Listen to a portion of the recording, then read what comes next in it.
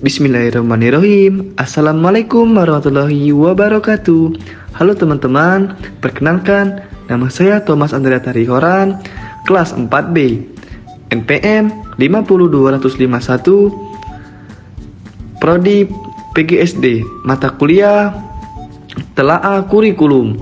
Dosen pengampu Bapak Tio Gusti Satria, Magister Pendidikan.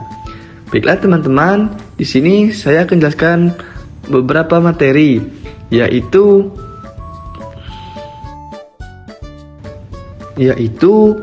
perbedaan dan perubahan kurikulum 1947 sampai dengan kurikulum paradigma baru. Baiklah, langsung saja saya akan menjelaskan dari kurikulum 1947. Kurikulum 1947 ini yang pertama lahir pada masa kemerdekaan memakai dengan istilah bahasa Belanda atau dengan disebut Leerplan, artinya rencana pelajaran. Istilah ini lebih populer dibanding dengan istilah kurikulum atau bahasa Inggris. Dengan perubahan arah atau pendidikan lebih bersifat politis dari orientasi pendidikan ini, Belanda dengan kepentingan nasional. Sedangkan asas pendidikan ditetapkan dengan Pancasila. Kurikulum yang berjalan saat itu dikenal dengan sebutan Rencana Pelajaran 1947 yang baru dilaksanakan pada tahun 1950. Dan yang kedua ada Kurikulum 1952. Rencana Pelajaran Terurai 1952 pada tahun 1952. Dengan kurikulum di Indonesia ini mengalami penyempurnaan yang sangat baik. Kurikulum ini lebih merinci setiap mata pelajaran yang kemudian diberi nama Rencana Pelajaran Terurai atau pada tahun 1952. Kurikulum ini sudah mengarah pada suatu sistem pendidikan nasional yang paling menonjol dan sekaligus ciri dari kurikulum 1952. Ini bahwa setiap rencana pelajaran harus memperhatikan isi pelajaran yang dihubungkan dengan kehidupan sehari-hari. Yang selanjutnya yaitu Kurikulum 1964. Kurikulum ini mempunyai pokok pikiran yang menjadi ciri dari kurikulum ini. Yang pertama, bahwa pemerintah mempunyai keinginan agar rakyat mendapat pengetahuan akademik untuk pembekalan pada jenjang SD, sehingga pembelajaran dipusatkan pada program Pancawardhana atau Hamali 2004, yaitu pengembangan moral, kecerdasan emosional atau artistik, keterampilan dan jasmani. Ada yang menyebut Pancawardhana ini berfokus pada pengembangan daya cipta rasa, karsa, karya, dan moral. Mata pelajaran diklasifikasikan dalam 5 kelompok bidang studi moral, kecerdasan emosional atau artistik.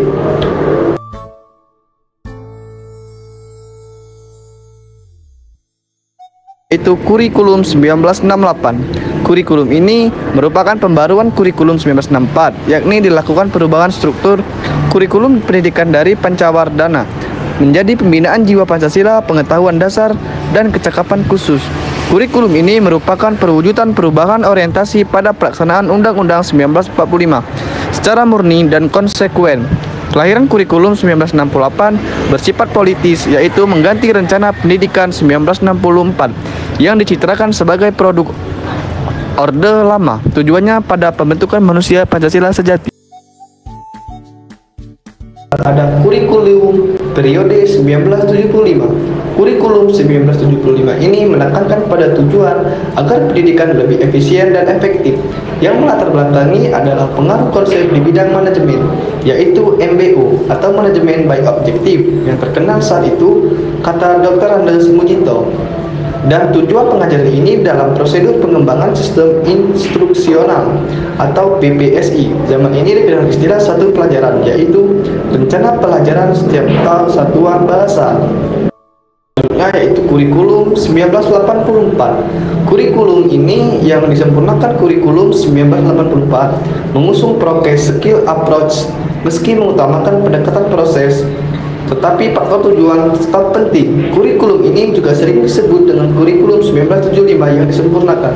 Posisi siswa ditempatkan sebagai subjek belajar dan mengamati sesuatu, mengelompokkan, mendiskusikan, hingga melaporkan.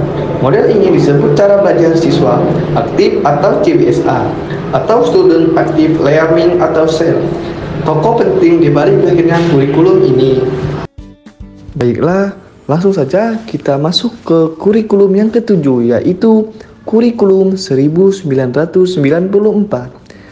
Dari kurikulum ini mempunyai suplemen kurikulum 1999 atau kurikulum 1994 dengan dibuat sebagai penyempurnaan kurikulum 1984 dan dilaksanakan sesuai dengan Undang-Undang Nomor 2 Tahun 1989 tentang Sistem Pendidikan Nasional. Hal ini berdampak pada sistem pembagian waktu pelajaran, yaitu dengan mengubah dari sistem semester ke sistem catur bulan. Dengan sistem catur bulan ini, pembagiannya pun dalam 1 tahun bisa menjadi 3 tahap, dan dengan diharapkan dapat memberi kesempatan bagi siswa untuk dapat menerima materi sebagai pelajaran cukup banyak. Tujuan pengajaran ini menekankan pada pemahaman konsep dan keterampilan menyelesaikan soal dan pemecahan masalah. Kurikulum ini juga bergulir lebih dalam upaya memadukan kurikulum sebelumnya atau menyempurnakan kombinasi ini.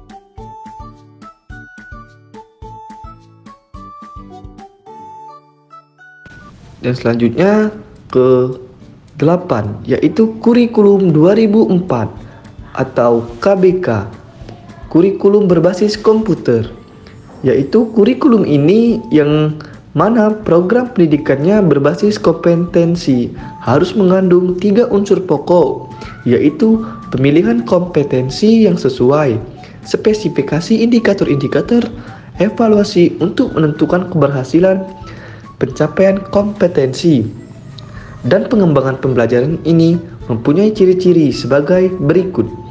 Yang pertama, menekankan pada ketercapaian kompetensi siswa baik secara individual maupun klasikal yang berorientasi pada hasil belajar atau learning outcomes dan keragaman. Kegiatan ini pembelajaran menggunakan pendekatan dan metode yang bervariasi dengan sumber belajar bukan hanya guru tetapi sebagai sumber belajar lainnya yang memenuhi unsur edukatif. Baiklah, yang selanjutnya yaitu kurikulum periode KTSP.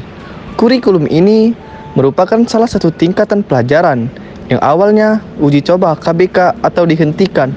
Munculnya KTSP ini disusun oleh Badan Standar Nasional Pendidikan atau BSNP, yang selanjutnya ditetapkan oleh Menteri Pendidikan Nasional melalui Peraturan Menteri Pendidikan Nasional atau Permendiknas nomor 22, 23, dan 24 tahun 2006.